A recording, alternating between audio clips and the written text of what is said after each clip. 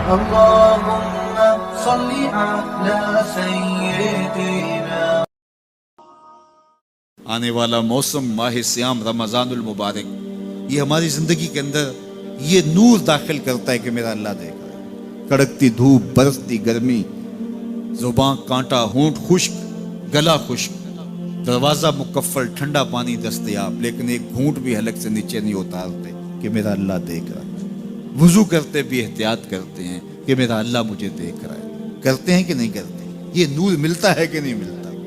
اس کو پھر جذب کر لینا چاہیے تاکہ یہ زندگی میں چھا جائے. کیونکہ جو رمضان میں دیکھتا ہے وہ غیر رمضان میں بھی دیکھتا ہے. اور پھر پانی نہیں پیتے کہ اللہ دیکھ رہا ہے، کھانا نہیں کھاتے اللہ دیکھ رہا ہے، لیکن جب آنکھ بھٹکتی ہے تو اس وقت اللہ نہیں دیکھتا. جب خیال بہکتا ہے تو اس وقت اللہ نہیں دیکھتا. رشوت میز کے اوپر سے لے رہے ہوں یا نیچے سے لے رہے ہوں تب نہیں اللہ دیکھ رہا ہوتا. اللہ صرف کھانے اور پینے کو دیکھ رہا ہوتا ہے. یہ جو ایک نور آیا ہے اس کو جذب کر لیں، پوری زندگی میں پھیلا لیں. تو اسی لیے رمضان تقوی بانٹتا ہے، روزہ تقوی بانٹتا ہے، زندگی میں نور اور روشنیاں بھر دیتا ہے. اقبال نے کہا تھا حب دولت تلف می سازت زکات. زکات حب دولت کو زائل کرتی ہے. جب اللہ کی راہ میں لٹاؤ گے تو اس سے کم بھی نہیں ہوگا. میرے حضور نے 3 چیزیں قسم کر کے کہی. حضرت ابو کبشہ الانماری رضی اللہ تعالیٰ عنہ سے مروی ہے. میرے حضور نے ارشاد فرمایا اگر کوئی شخص کسی کو معاف کر دیتا ہے تو اس کی عزت کم نہیں ہوگی، میں محمد اللہ کی قسم اٹھاتا ہوں. دوسری بات میرے حضور نے فرمائی کہ جو شخص مانگنے لگ جاتا ہے، سوال کا دروازہ کھول لیتا ہے، اللہ اس کے لیے محتاجی کا دروازہ کھول دیتا ہے، اس کی کبھی کمی پوری نہیں ہوتی. اور تیسری بات میرے حضور نے قسم کر کے کہی ما نقص مال عبد من صدقہ. کہا میں اللہ کی قسم اٹھا کے کہتا ہوں کہ صدقے سے مال کم نہیں ہوتا، صدقے سے مال گھٹتا نہیں ہے. تو ایک تو مال بھی نہیں گھٹے گا. یہ ضمانت کس کی ہے؟ میری نہیں ہے، یہ رسول اللہ کی ضمانت ہے. ایک تو مال بھی کم نہیں ہوگا اور دوسرا یہ ہے کہ حب دولت ختم ہوگی. حب دولت تلف می سازت زکات. یہ ماہ سیام آ رہا ہے تو زکات سے حب دولت کو کم کیجئے، بلکہ صدقات دیجئے، نفلی صدقات کیجئے، غرباء کی مدد کیجئے، مساکین کی مدد کیجئے، اپنے غریب محتاج رشتہ داروں پہ غور کیجئے، ان کی مدد کیجئے. اپنی ہمسائیگی میں دیکھیے، پردے سے مدد کیجئے، ان کی عزت نفس بھی مجروح نہ ہو. یہ جو نمائش لگا کے 10 اخباروں میں چھپوا کے لوگوں کی مدد کرتے ہیں، اس سے گریز کیجئے. کبھی سوچیں کہ اگر آج کسی کی بیٹی لائن میں کھڑی ہے تو کل اگر یہ مرحلہ میری بیٹی کے لیے آ جائے تو پھر میرا مزاج کیا ہوگا.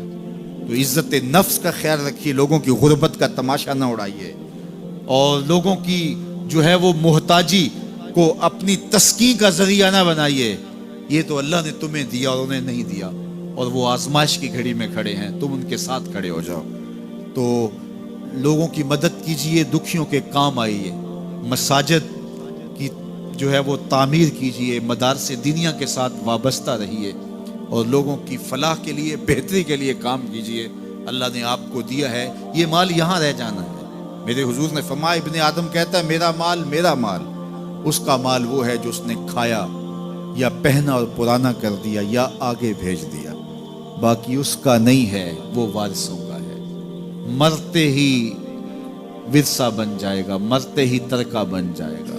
کفن بھی میلا نہیں ہونے دیں گے کہ بعض اولادیں تو بانٹ لیتی. اللہ اکبر. وہ گھر جو ان کے لیے بنایا تھا، ایک رات بھی تجھے اس گھر میں رکھنے کے لیے تیار نہیں ہوں گے. آج تیرا نام چھن گیا. آج کوئی یہ نہیں کہتا کہ پیچھے اس امام کے اور حاضر اس چودھری صاحب کے، حاضر اس میت کے. آج تو ڈیڈ باڈی بن گیا، آج تو میت بن گیا.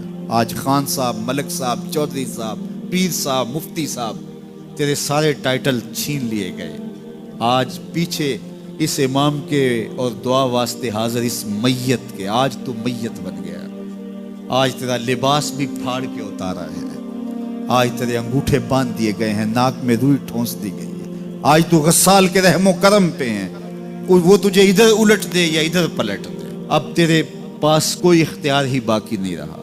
میاں صاحب بولے جان دیواری ڈرونا بنے ہو تے ہاتھ نہ لاندے ڈرتے. آج اولاد بھی دور ہے، پوتے اور پوتیاں بھی ڈرتی ہیں. ਜਾਂਦੀ ਵਾਰੀ ਡਰਾਉਣਾ ਬਣਿਓ ਤੇ ਹੱਥ ਨਾ ਲਾਂਦੇ ਡਰਦੇ ਜਿਨ੍ਹਾਂ ਲਈ ਤੂੰ ਪਾਪ ਕਮਾਏ ਅੱਜ ਕਿੱਥੇ नहीं तेरे ਕਰਦੇ। आज सारे चले गए तो आज अपने हाथ से अपनी ज़िंदगी को संवारने के अमल की तरफ बढ़ें और राह खुदा में खर्च करें, दुखियों मजबूरों और लाचारों के काम आएँ। अल्लाह आपकी मदद करेगा और हुब्बे दुनिया कम होगी।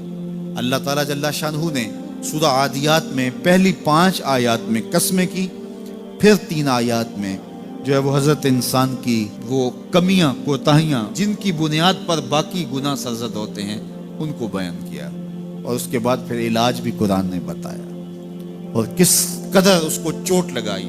अफला यालमु इज़ा बुसिरा मा फिल कुबूर व हुस्सिला मा फिस सुदूर इन्ना रब्बहुम बिहिम यौमइज़िन लखबीर। अफला यालमु इज़ा बुसिरा मा फिल कुबूर।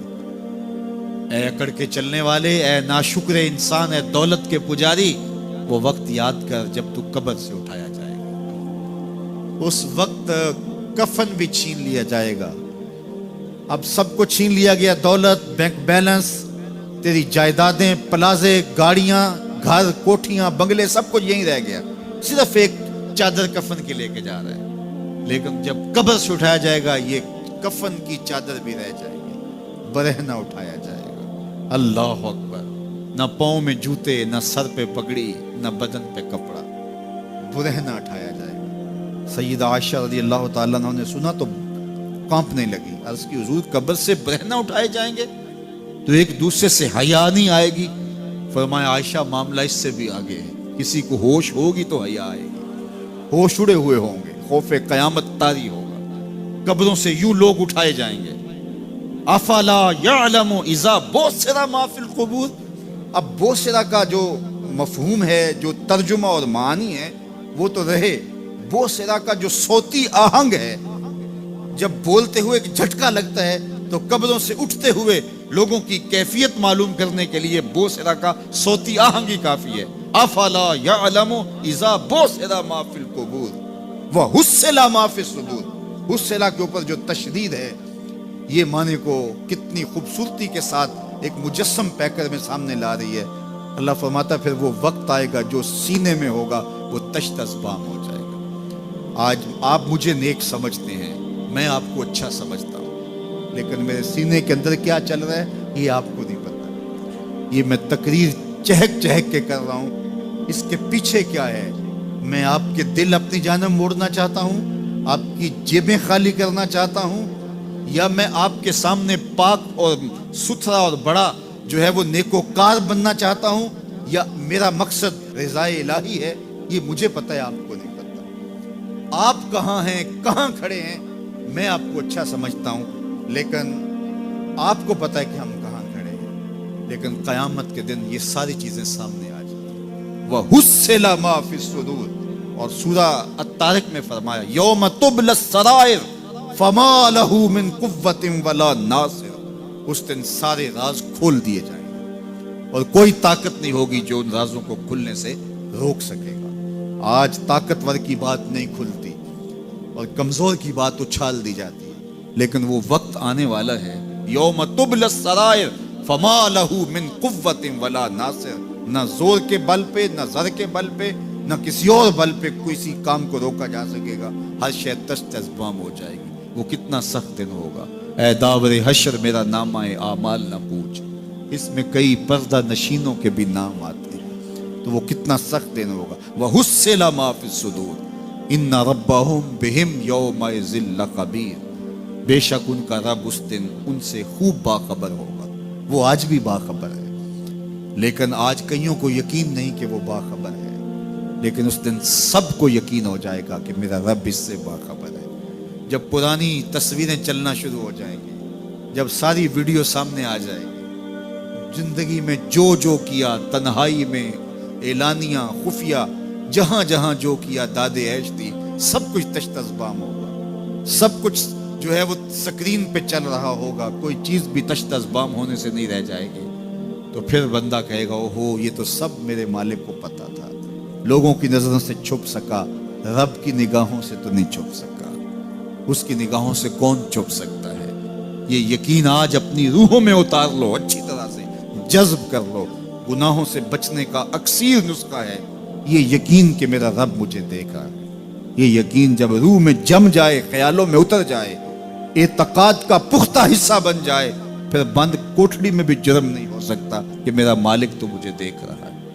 آپ دیکھتے نہیں کہ جب ساتوں دروازے بند کر کے بت کے اوپر موٹا کپڑا ڈال کے زلیخا بولی ہے تلک، یوسف اب تو آ جاؤ نا، اب تو کوئی نہیں دیکھ رہا۔ قال معاذ اللہ، تو جناب یوسف نے کہا میں اللہ کی پناہ میں آتا ہوں۔ اللہ اکبر، تو دروازے بند کر کے لوگوں کی نظروں سے چھپ گئی ہے، اور بے نور آنکھیں رکھنے والے اس پتھر کے بت سے بھی حیا کرتی ہے اور اس پہ بھی پردہ ڈال لیا ہے۔ جب تو اس جھوٹے خدا سے حیا کرتی ہے، میں سچے خدا سے حیا کیوں نہ کروں جو ساتویں کوٹھڑی میں بھی دیکھتا ہے۔ اتنی روشنیاں برسی کہ گناہ کا تصور بھی محال ہو۔ تو یہ یقین کہ میرا اللہ مجھے دیکھ رہا ہے، یہ انسان کی زندگی میں نظم پیدا